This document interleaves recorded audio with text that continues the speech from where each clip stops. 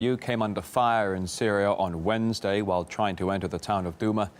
They are in the country to investigate the alleged chemical attack on the 7th of April. RT's Ilya Petrenko reports on the latest developments. First, I just want to break down the process for you, how it works. Initially, the UN security team is meant to be sent on the ground to assess whether it's safe to work there, and the agreement has been that at a certain stage, they must be escorted by the Syrian troops, and at a different stage by Russia's military police.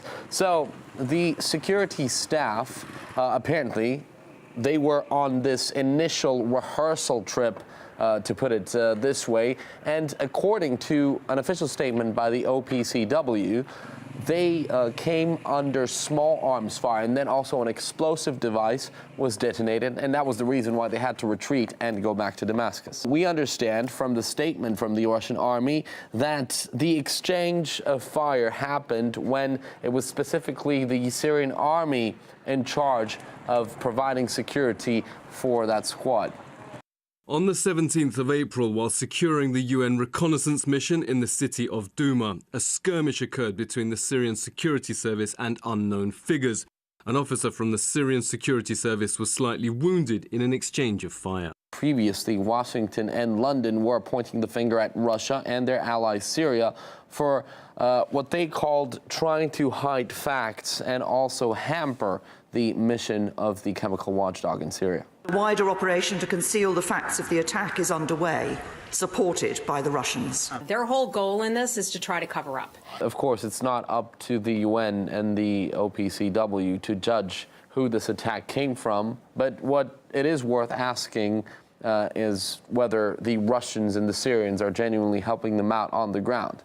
And if the answer is yes, that might put London and Washington in a somewhat awkward position here. Chemical weapons expert at Rice University, James Tour, says any attempts to cover tracks will prove fruitless.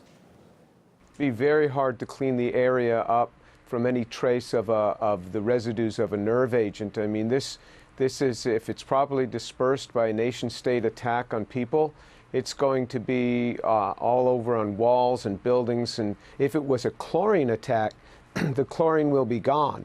But no nation-state, in my view, would ever use chlorine. It is a very inefficient gas to be used. That makes no sense to drop a chlorine cylinder out of any aircraft. Any terrorist group might affix a bomb to a cylinder and try to blow it up, but a lot more people are going to get hurt by the munition rather than by the chlorine. It has to be properly